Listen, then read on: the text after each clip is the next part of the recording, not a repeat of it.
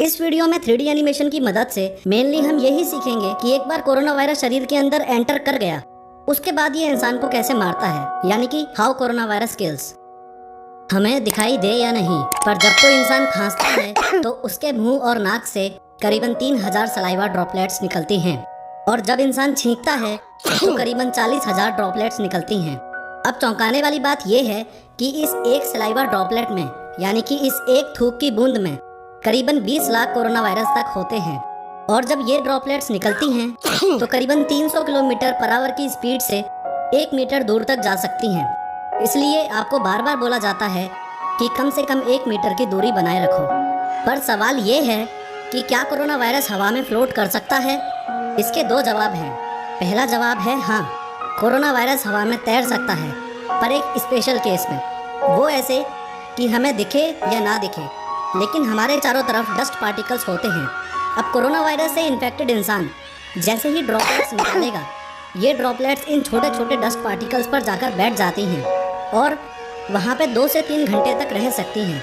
अब जैसे ही कोई और इस जगह से गुजरेगा तो पूरे चांसेस हैं कि इन ड्रॉपलेट्स को इनहेल कर लेगा और इन्फेक्टेड हो जाएगा।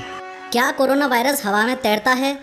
इस सवाल का दूसरा जवाब है ना, कोरोना वायरस हवा में नहीं तैरता, क्योंकि वैज्ञानिकों को अभी तक ऐसा कोई सबूत नहीं मिला है कि कोरोना वायरस एक इंसान में से निकलकर बहती हवा के साथ उड़ता हुआ आसपास हर जगह में फैल जाए। कोरोना वायरस सिर्फ ड्रॉपलेट्स के थ्रू ही फैलता है। कोरोना वायरस से इन्फेक्टेड आदमी से निकल के जो ड्रॉपलेट्स डस्ट पार्टिकल्स पर नहीं टिक पाती, वो आसपास के सरफेसेस पर आके टिक जाती हैं। जैसे कि कोरोना वायरस ग्लास पे 96 घंटे तक रह सकता है, प्लास्टिक और स्टील पे 72 घंटे तक रह सकता है, कार्डबोर्ड पे 24 घंटे तक, एक्सेट्रा। अब जैसे ही कोई नॉन इन्फेक्टेड आदमी ऐसे सरफेस को टच करके अपने आँख, नाक या मुंह पे हाथ लगाएगा तो कोरोना वायरस उसकी बॉडी में एंटर कर जाएगा। ये समझने के लिए कि कोरोना वायरस हमारे शरीर को इन्फेक्ट कैसे करता है, पहले आपको ये समझना होगा कि लंग्स हमें सांस लेने में हेल्प कैसे करते हैं। हर इंसान के पास 2 लंग्स होते हैं। इसे बोला जाता है विंड पाइप, यानी कि सांस लेने की नली। आपके लंग्स तक पहुँचते पहुँचते ये विंड पाइप 2 हिस्सों में, या यूं कह लो कि 2 ट्यूब्स में बढ़ जाता है। इन हिस्सों को बोला जाता है ब्रोंकाई। ये ब्रोंकाई आगे और छोटी छोटी ब्रांचेस में बढ़ जाते हैं, जिसे बोला जाता है ब्रोंक्यूल्स। अब जैसे ही आपने सांस ली, ऑक्सीजन इस विंड पाइप से होती हुई फिर इन 2 ब्रोंकाई से होती हुई इन अनेकों ब्रोंक्यूल्स में पहुंच जाती है। इसके बाद असली खेल शुरू होता है। इन ब्रोंक्यूल्स के भी एंड में, यानी कि इधर होती है एल्वियोलाई। यही है वो जगह जहाँ पे अपनी बॉडी में ऑक्सीजन और कार्बन डाइऑक्साइड एक्सचेंज होती है। आइए देखते हैं कैसे। जो ऑक्सीजन ब्रोंक्यूल्स में पहुंच चुकी थी, अब वो और आगे बढ़ती हुई एल्वियोलाई में एंटर करेगी। अपने दोनों लंग्स में टोटल 60 करोड़ एल्वियोलाई होती हैं, और ये बहुत ज़्यादा फ्लेक्सिबल होती हैं। फ्लेक्सिबल मतलब जब हम सांस लेते हैं तो ये एल्वियोलाई इन्फ्लेट यानी कि फूल जाती है, और जब हम सांस छोड़ते हैं तो ये एल्वियोलाई डिफ्लेट यानी कि सिकुड़ जाती है। सांस अंदर तो इन्फ्लेट, सांस बाहर तो डिफ्लेट। अब होता ये है कि ये एल्वियोलाई पूरी तरह से कैपिलरीज से, यानी कि कोशिकाओं से घिरी हुई होती है। ये वो ही कोशिकाएं हैं जिनमें हमारा खून बहता है। खास बात ये है कि इस एल्वियोलाई और कैपिलरी की बाउंड्री इतनी हद से ज़्यादा पतली होती है कि इसमें ऑक्सीजन और कार्बन डाइऑक्साइड भी आर पार क्रॉस कर सकते हैं। अब ध्यान से समझना, बॉडी में जितनी भी कार्बन डाइऑक्साइड यानी कि CO2 थी, वो कैपिलरी से एल्वियोलाई में आई और सांस छोड़ते वक्त शरीर से बाहर चली गई। और एल्वियोलाई में जो ऑक्सीजन यानी कि O2 हमने अंदर ली थी, वो इन कैपिलरीज के द्वारा हार्ट में चली जाती है और फिर बाकी शरीर में। CO2 कैपिलरी से एल्वियोलाई में और फिर बाहर, एंड O2 एल्वियोलाई से कैपिलरीज में और फिर शरीर के अंदर। खैर, अब आपने शायद बचपन में पढ़ा होगा कि हमारा पूरा शरीर सेल से ही बनता है, तो अब ऑब्वियस ही बात है कि ये एल्वियोलाई जो हमारे लंग्स की एंडिंग है, वो भी सेल से ही बनी है। ये ब्रोंक्यूल्स भी सेल से बने हैं, ये ब्रोंकाई भी सेल से बनी है। Lungs, wind pipe, stomach, brain वगैरह सब सेल से बना है। अगर इस जगह बहुत ज़्यादा जूम इन कर दिया जाए तो जिस सेल की हम बात कर रहे हैं वो कुछ ऐसा होता है। ये हमारे शरीर की सबसे छोटी यूनिट है। हमारा शरीर ऐसे 37 लाख करोड़ सेल्स से मिलकर बना है। इसमें बाहर की तरफ ये सेल मेम्ब्रेन यानी कि एक प्रकार की बाउंड्री होती है। सारा खेल इस सेल मेम्ब्रेन में घुसने का है।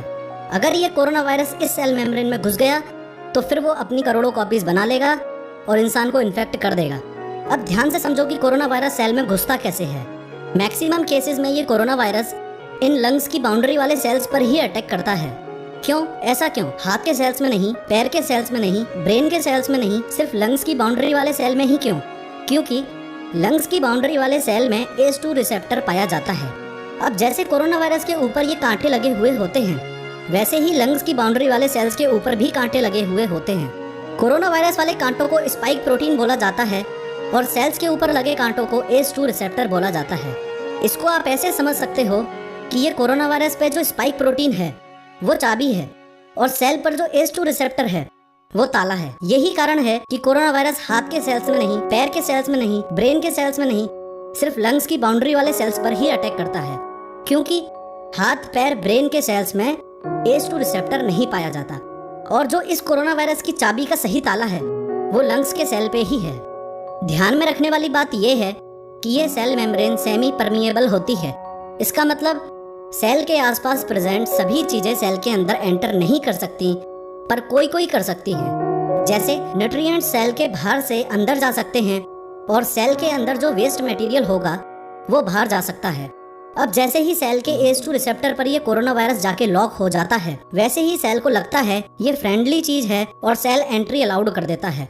बस यहीं से तबाही शुरू। अब कोरोना वायरस अपना RNA डायरेक्टली सेल के अंदर ट्रांसफर कर देगा और पूरे सेल को हाईजैक कर लेगा।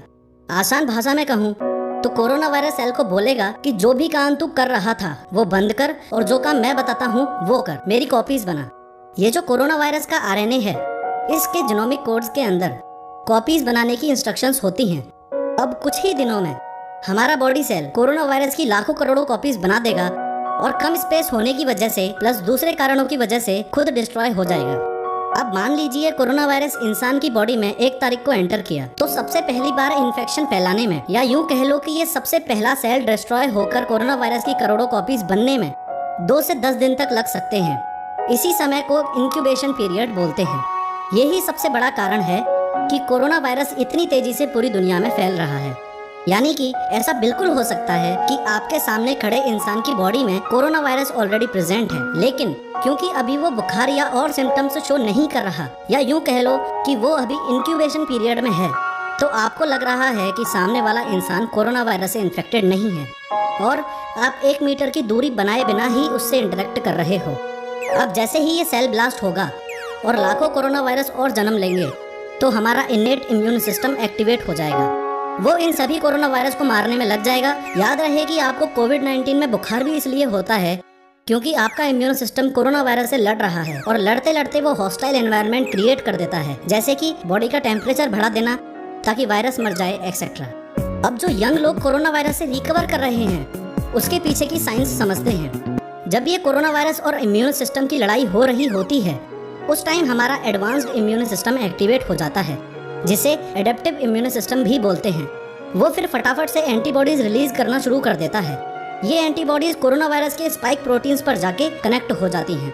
अब कोरोना वायरस फंस गया क्योंकि हमारे इम्यून सिस्टम ने उसकी सभी चाबियों पे गलत ताला कनेक्ट कर दिया। इससे कोरोना वायरस सेल के ACE2 रिसेप्टर पर कनेक्ट नहीं हो पाएगा और सेल के अंदर एंटर करके अपनी और कॉपीज नहीं बना पाएगा।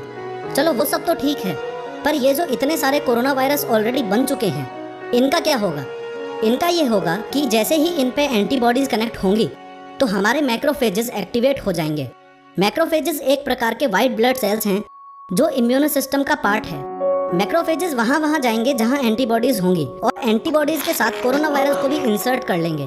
खास बात यह है कि ये एंटीबॉडीज सिर्फ एक कोरोना वायरस से नहीं बल्कि एक से ज्यादा कोरोना वायरस से कनेक्ट हो सकती हैं, जिससे मैक्रोफेजेस कोरोना वायरस को बल्क में खा पाएंगे। अब आपके मन में ये सवाल होगा कि जब हमारा एडेप्टिव इम्यून सिस्टम ऐसी एंटीबॉडीज बनाकर कोरोना वायरस की चाबियों पे कनेक्ट कर सकता था, तो उसने एकदम शुरुआत में सबसे पहले वाले कोरोना वायरस पे ही कनेक्ट क्यों नहीं कर दी? वो इसलिए क्योंकि इन एंटीबॉडीज को बनाने में टाइम लगता है। जो हमारा एडवांस्ड इम्यून सिस्टम है वो पहले इस कोरोना वायरस के स्पाइक प्रोटीन को समझता है, उसके बाद उसी हिसाब से एंटीबॉडीज बनाता है। कोरोना वायरस का फेटेलिटी रेट एल्डरली लोगों में ज्यादा है और यंगर लोगों में कम। ऐसा इसलिए है क्योंकि एल्डरली लोगों का इम्यून सिस्टम कमजोर होता है। लेकिन इम्यून सिस्टम कमजोर होने का मतलब क्या? इम्यून सिस्टम कमजोर होने का मतलब ये है कि बड़े बूढ़े लोगों में ये एंटीबॉडीज उतनी मात्रा में नहीं बन पाती जितनी जरूरत है। अगर आपने इस पूरे सिस्टम को थोड़ा भी ध्यान से समझा होगा तो कॉन्ग्रेचुलेशंस, बहुत बहुत बधाइयाँ, आपको वैक्सीन का वर्किंग मैकेनिज्म भी समझ में आ चुका है। अगर अभी भी नहीं समझ आया है तो आसान भाषा में समझ लो, बहुत इजी मैकेनिज्म है। ये आप अच्छे से जान चुके हो कि सारा खेल कोरोना वायरस की चाबी यानी कि स्पाइक प्रोटीन पे गलत ताला यानी कि एंटीबॉडीज कनेक्ट करने का है। अब होगा ये कि जैसे ही शरीर में वैक्सीन डाली जाएगी वो इम्यून सिस्टम को कोरोना वायरस के स्पाइक